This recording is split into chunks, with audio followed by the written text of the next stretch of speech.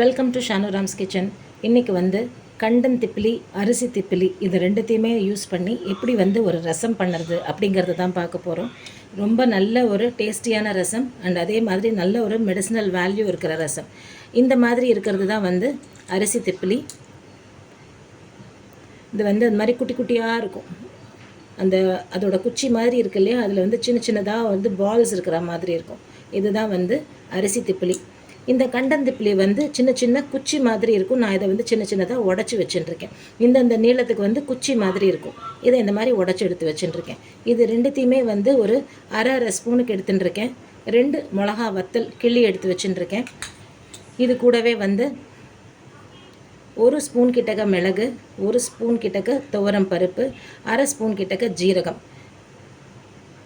அடுத்தது ஒரு அருக்கு கருவேப்பிலை ஃப்ரெஷ்ஷாக. இது எல்லாத்தையுமே நம்ம வந்து நெய்யை விட்டு லேசாக வறுத்துக்க போகிறோம், வாசனை வர வரைக்கும். இதை வறுத்ததுக்கப்புறமா நம்ம அரைச்சி இதை வந்து நம்ம ரசத்தோடு சேர்க்க போகிறோம். ஒரு தக்காளி அளவுக்கு, இந்த சைஸ் தக்காளி அளவுக்கு புளியை வந்து நல்லா கரைச்சி எடுத்து வச்சுட்டுருக்கேன். இந்த புளி தண்ணியில் வந்து இந்த ரசத்துக்கு தேவையான அளவுக்கு உப்பு, மஞ்சப்பொடி, பெருங்காயப்பொடி இது எல்லாத்தையுமே இதில் போட்டுடலாம். அடுப்பில் வந்து ஒரு சின்ன இலுப்பச்சட்டி வச்சுருக்கேன். இதில் வந்து நல்ல ஒரு பெரிய ஸ்பூனாக 1 ஸ்பூன் அளவுக்கு நெய் விட்டுருக்கேன். இந்த நெய் நல்லா சூடாக ஆரம்பிக்கிறது. இந்த சமயத்தில் மிளகு, ஜீரகம், இந்த துவரம் பருப்பு இதை போட்டுக்கலாம். இது கூடவே நம்ம எடுத்து வச்சுருக்கிற கண்டன் திப்பிலி, அரிசி திப்பிலி, மிளகா வத்தல் இது எல்லாத்தையும் போட்டுக்கலாம்.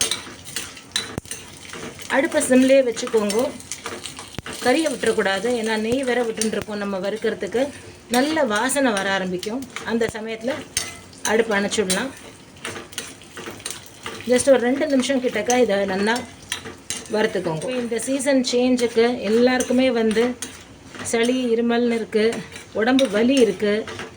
அந்த மாதிரி சமயத்தில் இந்த மாதிரி கண்டன் திப்பிலி, அரிசி திப்பிலியும் போட்டு மிளகு ஜீரகமும் போட்டு ஒரு ரசம் வச்சு நீங்கள் அதை வந்து நல்லா நெய்யை விட்டு சாதத்தில் பிசைஞ்சு கொடுத்தாலும் சரி, இல்லை ஒரு கப்பில் விட்டு நீங்கள் அதை நல்லா ஒரு சூப் மாதிரி அதை குடித்தாலும் சரி, ரொம்பவே நல்லா இருக்கும், உடம்புக்கும் ரொம்ப நல்லது.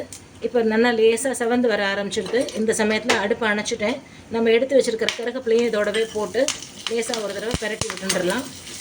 இது நல்லா ஆறட்டும். ஆறினதுக்கப்புறமா இதை வந்து நம்ம மிக்சியில் போட்டு கொஞ்சமாக தண்ணி விட்டு நல்லா மையாக அரைச்சிக்கலாம். அரைச்சின்னு வந்துட்டு நான் உங்களுக்கு காமிக்கிறேன் இது எந்த அளவுக்கு இருக்குங்கிறத. இப்போ நம்ம அரைச்சின்னு வந்தது வந்து இந்த அளவுக்கு வந்திருக்கு. இந்த அளவுக்கு மையாக அரைச்சிக்கோங்க. இதுக்கு மேலே இது அரையாது. இந்த அளவுக்கு அரைச்சிக்கோங்க. இதை வந்து இப்போ நம்ம இந்த புளித்தண்ணியில் வந்து உப்பு, மஞ்சப்பொடி, பெருங்காயப்பொடி போட்டிருக்கோம் இல்லையா, இது கூட இதை நம்ம சேர்த்துடலாம்.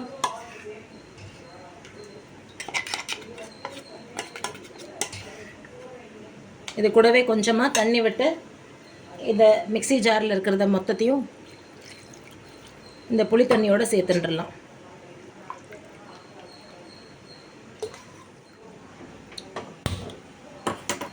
இப்போ வந்து நம்ம அரைச்சது எல்லாத்தையும் இதில் போட்டுட்டோம் இல்லையா. இப்போ இந்த பாத்திரத்தை புளி தண்ணியோடு வந்து அடுப்பில் ஏற்றி வச்சாச்சு. அடுப்பு நல்லா கொஞ்சம் பெருசாகவே இருக்கட்டும்.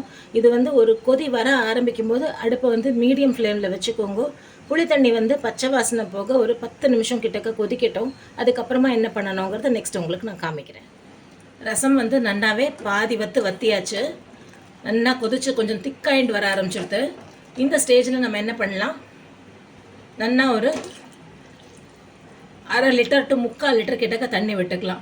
இந்த தண்ணியோட அளவு எவ்வளோ இருக்கணும் அப்படின்னு பார்த்தீங்கன்னாக்கா, நீங்கள் எந்த அளவுக்கு புளி எடுத்து கரைச்சின்னு இருக்கீங்களோ அதுக்கேற்ற மாதிரி தான். ஓகேவா? ஸோ இந்த அளவுக்கு வந்து நம்மளுக்கு ரசம் நல்லா திக்காக வந்திருக்கு. இப்போ உப்பு மட்டும் போருமான்றதை செக் பண்ணிக்கிறேன்.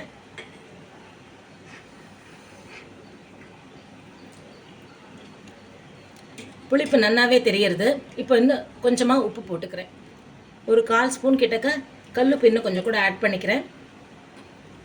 நம்ம வந்து எவ்வளோ பேர் சாப்பிட்றதுக்காக நம்ம ரசம் வைக்க போகிறோம் அப்படிங்கிறத பொறுத்தது தான் நம்ம வந்து புளி எடுத்துக்கிற அளவும், அதே மாதிரி கொதிச்சதுக்கப்புறமா நம்ம எந்த அளவுக்கு நம்ம தண்ணி விட்டு இதை விளாவிக்கிறோம் அப்படிங்கிறதும்.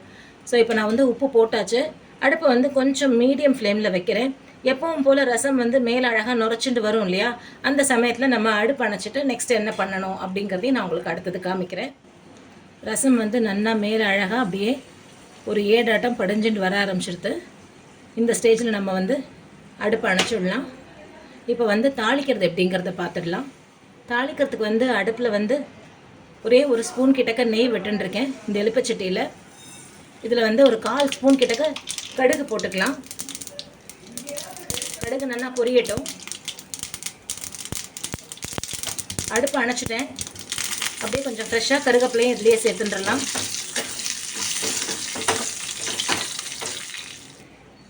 நம்ம தாளித்ததை வந்து அப்படியே ரசத்தில் எடுத்து விட்டுடலாம்.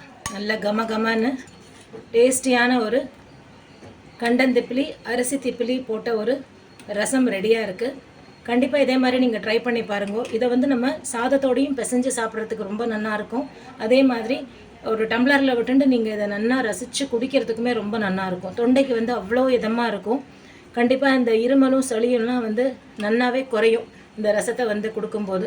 பட் ஆனால் கண்டிப்பாக வந்து நெய் போட்டுக்கோங்க. ஏன்னா மிளகு வந்து கொஞ்சம் சூடுங்கிறதுனால துளியுண்டு நெய்யை போட்டே நீங்கள் வந்து சாதம் பிசைஞ்சு கொடுங்கோ. இல்லை இதை குடிக்கிறதுனாலுமே துளியுண்டு நெய்யை வந்து டம்ளரில் விட்டுண்டு இந்த ரசத்தையும் விட்டுண்டு நல்லா சூடாக குடிக்கிறதுக்கு கொடுக்கலாம். ரொம்பவே நல்லாயிருக்கும். ஸோ இதே மாதிரி நீங்களும் ட்ரை பண்ணி பார்த்துட்டு எப்படி வந்தது அப்படிங்கிறத உங்களோட கமெண்ட்ஸில் சொல்லுங்க. தேங்க்யூ.